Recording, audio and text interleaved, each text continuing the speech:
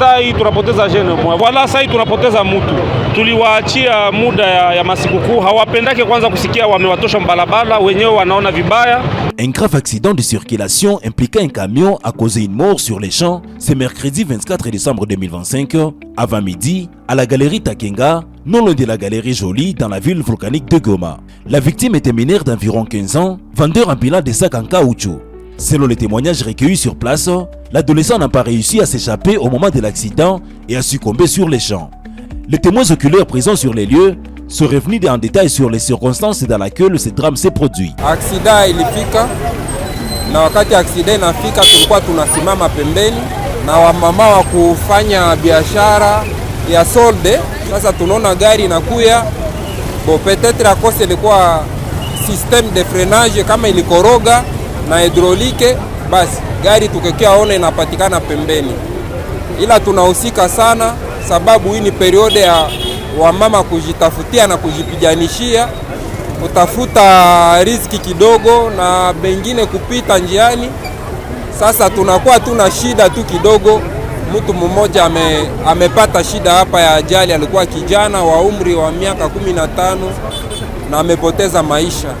Alikuwa anaujisha sake kikapo, ni petit commerçant bila kijana tu kidogo. Mimi gisi niliona hakukuwa hata excès de vitesse. Aksida ilijitokeza tu kama kawaida tu gisi aksida zingine zinaonekana. Na ni neema njoo batu wanapona sana. Shoferi wa gari alitoka tujue kama alienda wapi. Hapa tuko maxi ya Birere ama Kujoli. Ni probleme ya aksida inafanyika hapa kwa hizi masaa. Mtu gari njoo ilikuwa anatembea bari direction njoo imekatika, njoo anaingia mubatu. Mimi na mtu mumoyo. Ile chime naongoza pineza mbele njime chomoka, njoo shoferi akakosa pineza mbele kajibloke, njoo akaingia pembeni. Wakati limaliza gonga ule mtu, shoferi ametoka amekimbia kama walimkamata siyo. Gari iko na waka, ba shoferi waingia ndani kuizimisha, baisha shindwa izimisha. Wenzangu wa motari meneza bambea njoo batembee na ange juu masiku zetu tuko ndani siku za mbaya na siku zesi ba modeto razoya fa accident na kutugonga, njoo vile hapa shambani. Aussitôt alerté, l'autorité urbaine s'est rendue sur les lieux du drame. Le maire adjoint de la ville de Goma, M. Desiringa Bokisuba, est allé constater la situation. Sur place, il a rappelé que l'interdiction des marchés pirates par la mairie de Goma vise avant tout de protéger la population contre les dangers similaires. Il a appelé les commerçants à ne pas exposer leurs marchandises sur la chaussée, rappelant l'interdiction formelle des marchés pirates. Ce drame survient quelques mois seulement après le lancement d'une vaste opération de lutte contre les marchés pirates dans la ville volcanique de Goma. Malgré les rappels des autorités, une partie de la population continue de braver ces mesures, s'exposant ainsi à des risques très graves. Saa hii tunapoteza jeune mwa. Voilà, saa hii tunapoteza mtu. Tuliwaachia muda ya masikukuu, hawapendake kwanza kusikia wamewatosha mbalabala, wenyewe wanaona vibaya. Tunamaliza kupoteza mtoto hapa wa 13 15 ambaye alikuwa yuko nauzisha masashe hapa. Hii gari imefika imefanya aksida na ni tete uwezo wa Mungu kama watu wengi wamekufa hapa. Voilà pourquoi chaque fois mairie ya Goma, voilà pourquoi chama cha AFC M23 kinakatazaka watu kuzisha pembeni ya balabala juu ya kuevite makaa sawa na hizi. Gérer c'est prévenir. Wakati tuko nafukuza wa mama usiku na mchana kuwatosha pembeni ya mabalabala, haikuwake kwa roho mbaya, inakuwaka ni kuwaproteger contre makaa za maaksida sawa na hizi. Hapa mlikuwa mtasikia tena watu wengi wamekufa. Wakati yenyewe mtu anda pembeni ya barabara anakuwa anajiexpose kuma riske za mingi sana za kugongewa. Voilà, sasa tunapoteza mtu. Ni gari ambayo imekatika ile chuma ya fre na perdre control, inaenda ishia kwa raia hapa. Sasa hii tunapoteza jeune mwa. Voilà pourquoi kila siku tunakuwa tunakataza watu kuuzishia vitu pembeni ya barabara. Watu wote wanapaswa enda musoko. Balabala tunaziacha wazi paske kuuzisha mbalabala ni kujiexpose mu danger za mingi sana. Tuliwaachia muda ya masikukuu, hawapendake kwanza kusikia wamewatosha mbalabala, wenyewe wanaona vibaya. Wakati tunawatosha mbalabala wanaonaka kama sisi tuko na watesa, lakini watu wenyewe wajionee hali. Na kama kila mtu atapenda uzisha mbarabara aende na anajua kama iko na jiexpose mu danger.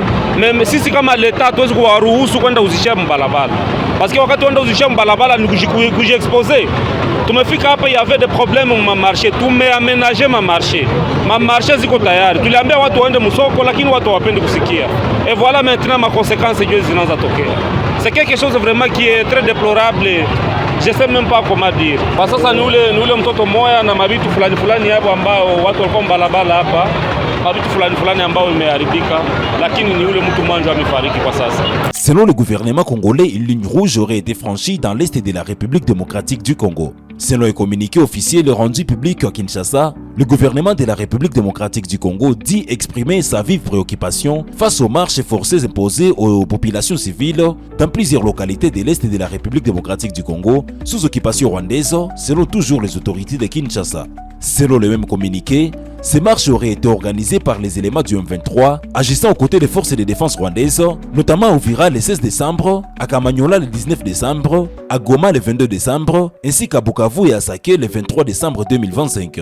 Toujours selon les autorités congolaises, des civils, y compris des femmes et des jeunes, auraient été contraints de participer à des manifestations présentées comme un soutien à une présence militaire étrangère qualifiée d'illégale. Le gouvernement parle d'une manipulation politique et psychologique des communautés locales, assimilable, selon ces termes, à une prise d'otage collective.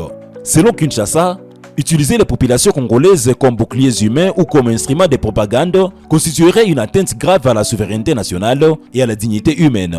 Le gouvernement affirme que ces violations présumées des droits fondamentaux ne resteraient pas impunies et que les auteurs ainsi que les commanditaires seraient poursuivis. Face à cette situation, selon le communiqué, le gouvernement congolais affirme sa détermination à protéger les populations civiles et à rétablir l'autorité de l'État sur l'ensemble du territoire national et à traduire en justice les responsables de ces actes.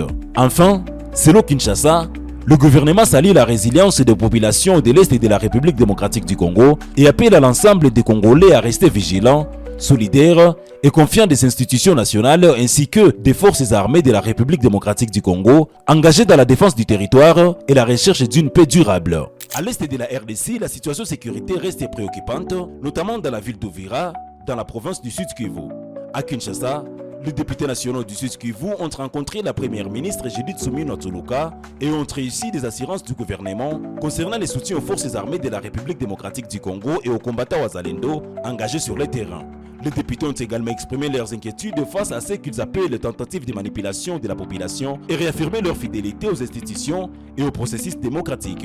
Plus de détails dans ce reportage de la radio-télévision nationale congolaise Kinshasa. À Kinshasa, les députés nationaux du Sud Kivu ont obtenu des assurances fermes du gouvernement. Reçue par la première ministre Judith Suminwa Tuluka, la délégation conduite par le président du caucus provincial, le député Prince Koko Lakantitima, a évoqué la dégradation de la situation sécuritaire dans la province marquée par l'occupation d'Uvira par le M23. Les élus saluent la détermination du gouvernement à soutenir les forces armées de la RDC ainsi que le Wazalendo engagés sur le terrain. Ils dénoncent également les tentatives de manipulation de la population tout en affirmant leur fidélité aux institutions et au processus démocratique. Nous pouvons vous dire que tous les députés du Sud Kivu sont déterminés à accompagner nos FRDC, nos Wazalendo qui sont sur terrain. Nous sommes derrière le président de la République, son Excellence Antoine Félix Tshisekedi Tshilombo. Nous sommes derrière notre gouvernement, le seul gouvernement que nous avons. Sur le plan humanitaire, une commission pilotée par le vice-premier ministre de l'Intérieur sera mise en place afin d'accélérer l'assistance aux déplacés internes et aux réfugiés congolais dans les pays voisins. Vous avez plusieurs déplacés internes dans la province du Sud Kivu, dans les différents territoires. Et nous avons plaidé pour que le gouvernement puisse venir en assistance à tous ces déplacés. Nous avons également parlé des réfugiés qui se trouvent dans les pays comme le Burundi. Nous avons des réfugiés qui sont en Tanzanie, d'autres en Ouganda. Nous sommes contents que le gouvernement est sensible à assister ces personnes vulnérables.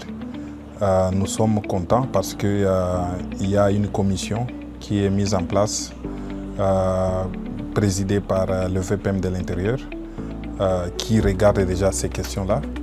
Et nous allons donc, comme groupe, entrer en contact avec lui pour suivre de près cette situation-là d'assistance. Les députés quittent la primature rassurée et appellent la population à maintenir sa confiance dans le gouvernement et le chef de l'État Félix-Antoine Tshisekedi Tshilombo pour le retour durable de la paix dans l'est du pays.